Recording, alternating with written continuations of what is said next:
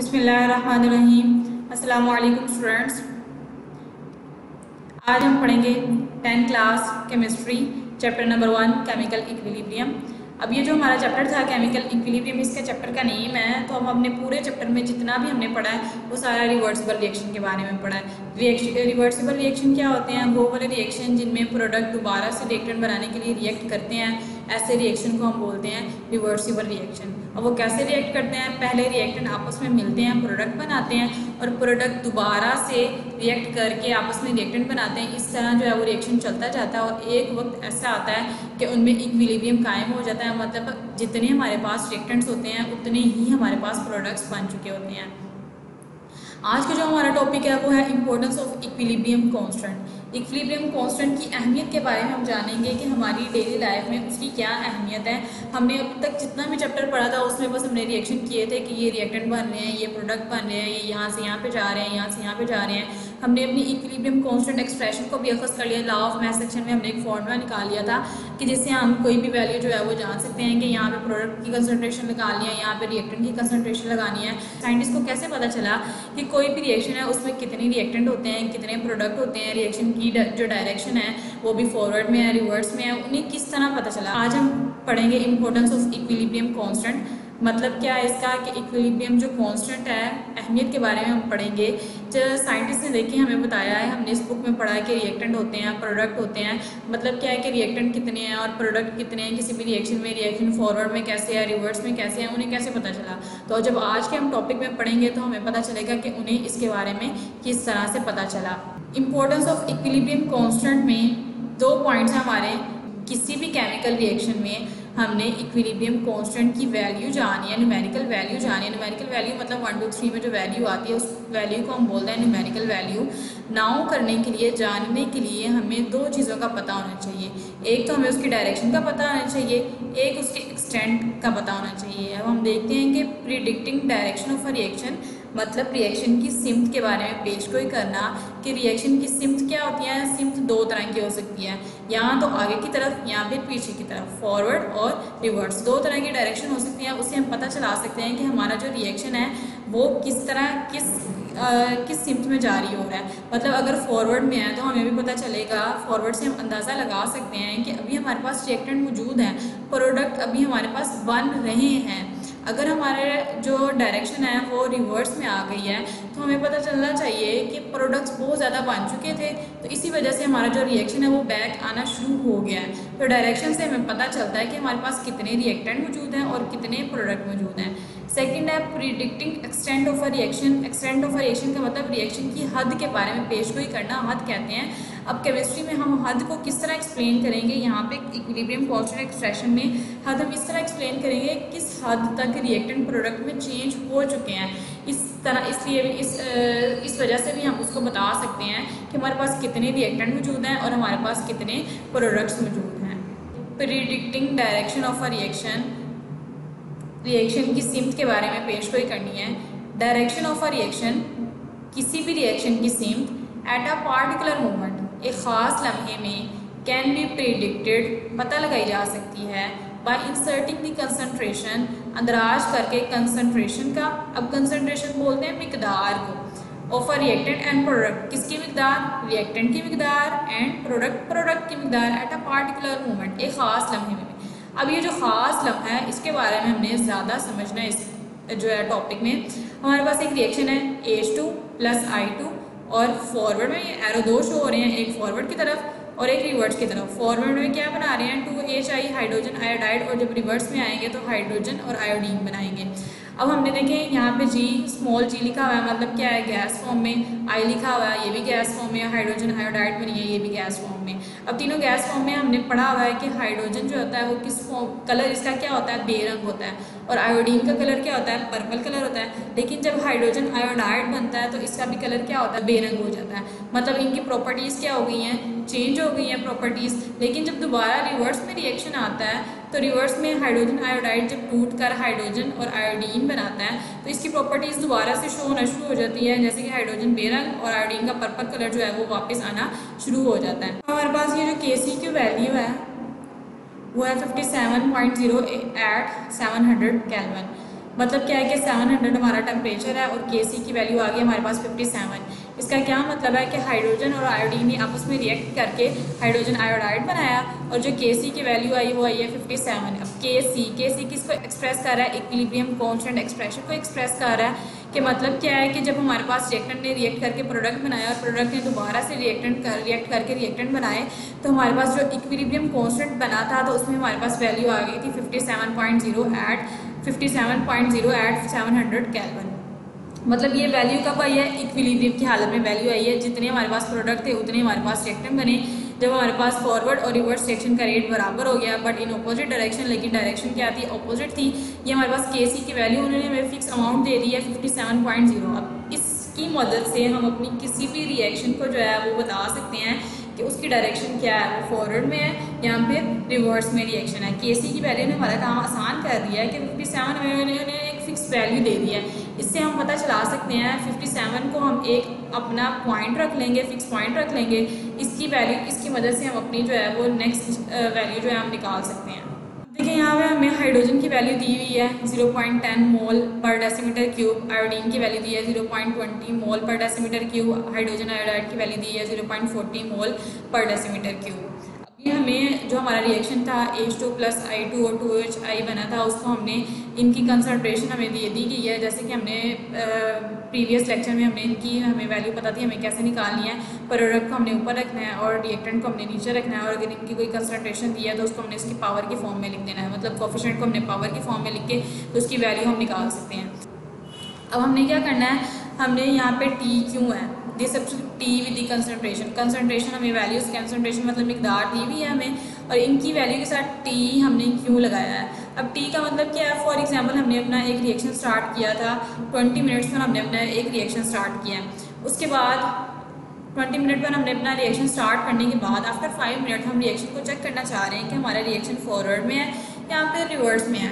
Check करने के लिए कि कितने रिएक्टेंट बन गए और कितने प्रोडक्ट है हमारे रिएक्शन में, उसके लिए हम क्या करेंगे, इसकी वजह से हम यहाँ पे T को दर्ज कर रहे हैं कि T हमें पता चलाता है कि रिएक्टेंट हमने आफ्टर 5 मिनट्स यहाँ पे टाइम चेकिंग करने के लिए हमने यहाँ पे T लगाया हुआ है। अब क्या करते हैं कि हमने यहाँ पे कंसंट्रेशन हमें जब हमने 5 मिनट के बाद अपना रिएक्शन को चेक करना चाहा तो हमारे पास ये वैल्यूज़ हमें दी गई, ये वैल्यूज़ हमारे पास आई हैं। तो उसको हम क्या करेंगे, एक्सप्रेशन इक्विलिब्रियम कांस्टेंट एक्सप्रेशन में लगाएंगे। इक्विलिब्रियम कांस्टेंट एक्सप्रेशन में कैसे लगाते हैं, प्रोडक्ट हमारे पास ऊपर और रिएक्टेंट हमारे पास नीचे। जब हमने हाइड्रोजन आयोडाइड देखें, आयोडीन के साथ हाइड्रोजन आयोडाइड के साथ 2 था तो हमने 2 ऊपर लगा दिया, हाइड्रोजन नीचे है, आयोडीन साथ में हमने T लगाया, मतलब टाइम चेकिंग। अब हाइड्रोजन आयोडाइड की जो वैल्यू थी वो थी 0.40, इसके ऊपर स्क्वायर आ गया।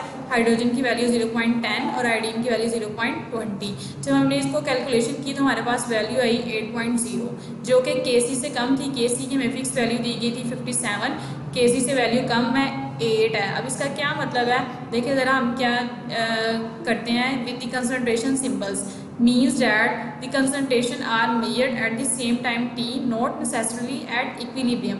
इक्विलिब्रियम में हमने उसको चेक नहीं किया, हमने अपना कोई भी वक्त ले लिया। जैसे कि अभी हमने बात की थी 5 मिनट के बाद हमने रिएक्शन को चेक किया। When we put these concentration, जब हमने इस कंसंट्रेशन को पुट किया into the equilibrium constant expression, equilibrium constant expression में we obtain a value, हम एक वैल्यू हासिल हुई called the reaction quotient, जिसको हम क्वोशेंट बोलेंगे QC।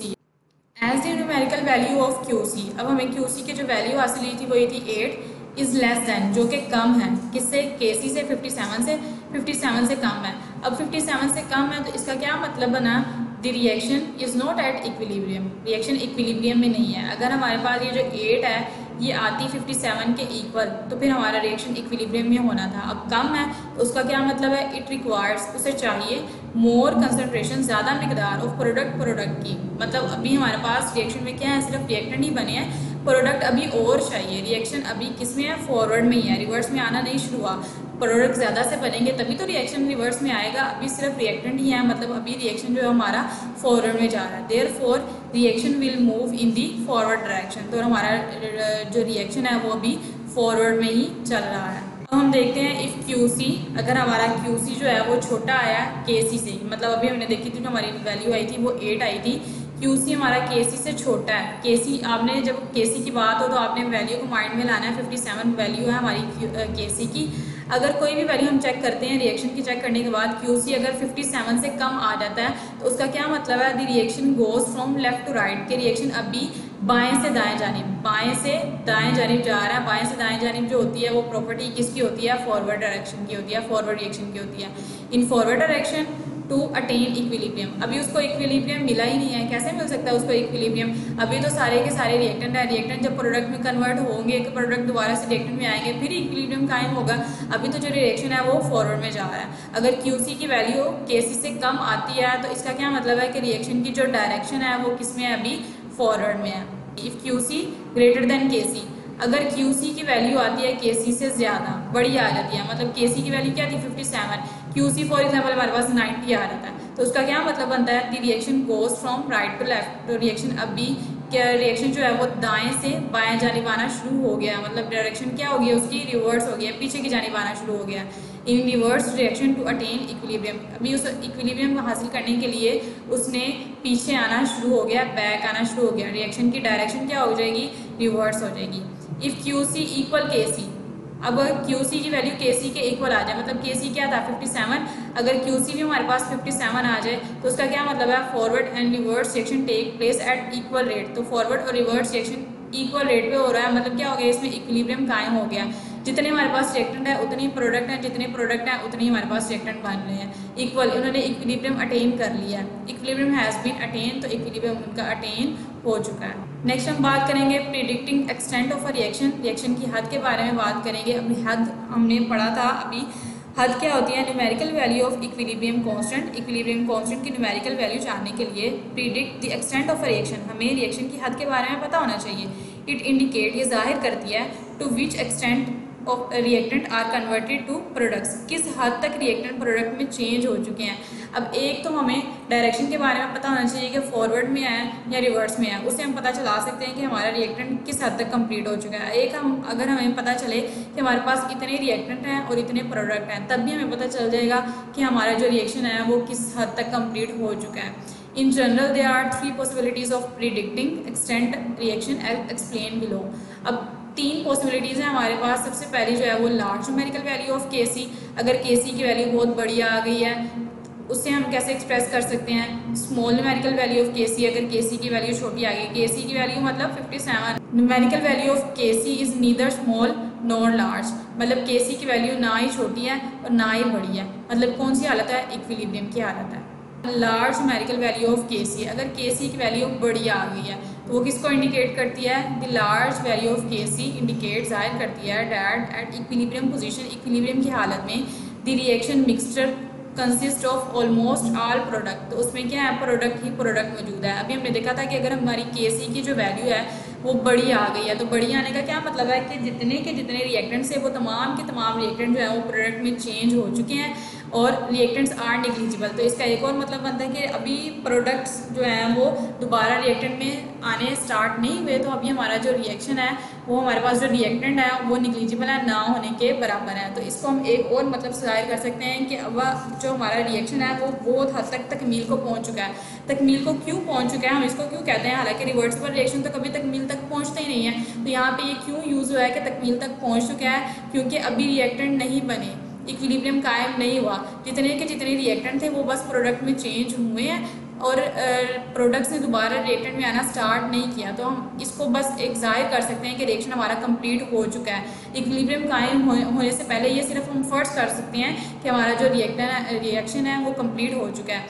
यहाँ पे एक रिएक्शन दिया गया है, कार्बन मोनोऑक्साइड, ऑक्सीजन, और इन्होंने आपस में मिलकर 2 मोल ऑफ कार्बन डाइऑक्साइड बनाया है। तो इसकी KC की वैल्यू जो है वो 2.2 मल्टीप्लाई 10 पावर 22, देखिए 22 पावर में वैल्यू है, 22 में है, बहुत लार्ज वैल्यू आ गई है। Next small numerical value of KC, मतलब KC की वैल्यू जो है वो अगर हमारी स्मॉल आ गई है तो वो किसको इंडिकेट करती है, when the KC value of reaction is small, जब KC की वैल्यू छोटी आ गई है। इट इंडिकेट्स, तो ये जाहिर करती है that the equilibrium has establish, equilibrium कायम हो गया विद द स्मॉल कन्वर्जन, बहुत ज़्यादा छोटी तादाद में of reactant to product, reactant product में चेंज हो गए हैं। At equilibrium position almost all reactant are present but amount of product is negligible, कि जितने एक तो हम इसको जाहिर करते हैं इस तरह से कि उन्होंने क्यों ये वर्ड यूज़ किया कि बहुत जल्द इक्विलिब्रियम कायम हो गया, कि क्या मतलब है कि प्रोडक्ट्स जितने भी थे वो तमाम के तमाम रिएक्टेंट में कन्वर्ट हो चुके हैं, तो इक्विलिब्रियम बहुत जल्दी कायम हो गया। मतलब क्या है कि अगर हमारे पास small numerical value of Kc, इसको हम जो है वो दो तरह से फर्ज कर सकते हैं। एक ये कि अगर हमारे पास जो है वो स्मॉल वैल्यू आई है तो उसका मतलब है कि अभी हमारे पास रिएक्टेंट ही रिएक्टेंट मौजूद हैं, अभी प्रोडक्ट में तब्दील नहीं हुए। लेकिन यहाँ पे एक लाइन लिखी गई है कि बहुत जल्दी जो है वो इक्विलिब्रियम अटेन हो गया, हमें इक्विलिब्रियम हासिल हो गया। उसका क्या मतलब है कि दो तरह से मतलब बन सकते हैं। एक तो अभी फर्स्ट कर सकते हैं कि अभी हमारा रिएक्शन का स्टार्ट था, मतलब उसमें रिएक्टेंट ही रिएक्टेंट थे, तब हम कह सकते हैं कि जो हमारे पास न्यूमेरिकल वैल्यू थी वो Kc की वो स्मॉल आई है। और दूसरी तरह जब हम बात करते हैं कि इक्विलिब्रियम कायम हो गया, तो उसका क्या मतलब है, इक्विलिब्रियम अटेन हो गया है, उसका मतलब ये बनता है कि प्रोडक्ट जो हमारे पास रिएक्शन था वो रिवर्स में दोबारा से आना स्टार्ट हो गया है। अब दोबारा से जब आना स्टार्ट हो गया तब वो रिएक्टेंट बना रहे हैं, तब हम कह सकते हैं कि इक्विलिब्रियम अटेन हो सकता है। इसकी दो पॉसिबिलिटीज़ बनती हैं। एक तो तब कि अभी हमारे रिएक्शन का स्टार्ट है, तब हमारे पास रिएक्टेंट ही रिएक्टेंट मौजूद है। एक तब जब हमारा रिएक्शन जो है वो रिएक्टेंट में कन्वर्ट हो के प्रोडक्ट में चेंज हुआ, और प्रोडक्ट से दोबारा से रिएक्टेंट में जब चेंज होना शुरू हो गया, तब हम कह सकते हैं कि रिएक्शन जो है वो हमारा बहुत इक्विलिब्रियम कायम हो गया। इसके लिए जो हमें एक रिएक्शन दिया गया है वो है अमोनिया नाइट्रोजन जब आपस में है, और हाइड्रोजन। अमोनिया जब टूटता है तो वो किस में चेंज हो जाता है, नाइट्रोजन में और हाइड्रोजन में। इसकी वैल्यू देखें, Kc की है 3.0 मल्टीप्लाई 10 पावर -9। अब माइनस में वैल्यू है, जितनी माइनस में वैल्यू जितनी बड़ी हो उतनी छोटी होती है, मतलब ये वैल्यू बहुत ज़्यादा स्मॉल वैल्यू है। लास्ट है numerical value of Kc is neither small nor large, ना ही छोटी वैल्यू हो ना ही बड़ी वैल्यू हो, मतलब क्या हो, इक्विलिब्रियम कायम हो जाए। Such reaction have comparable amounts of reactant and products at equilibrium position. तो इक्विलिब्रियम पोजीशन में ये जो हमारा रिएक्शन है इसकी अमाउंट जो है वो इक्वल हो जाती है, मतलब जितने हमारे पास रिएक्टेंट होते हैं उतने हमारे पास प्रोडक्ट होते हैं। ये रिएक्शन शो हो रहा है, इसमें Kc की वैल्यू 0.211 आई है वैल्यू, मतलब कि हमारा जो रिएक्शन है वो इक्विलिब्रियम में आ गया है।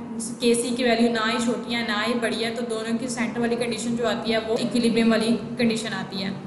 हमने आज जो बात की वो हमने बात की थी कि हमारा जो रिएक्शन है वो हम किस तरह चेक कर सकते हैं। एक तो हम उसके डायरेक्शन पता हो तब चेक कर सकते हैं, एक हम उसके हद के बारे में पता हो कि हमारे रिएक्शन में कितने रिएक्टेंट है और कितने प्रोडक्ट हैं, उसकी तरह से हम चेक कर सकते हैं।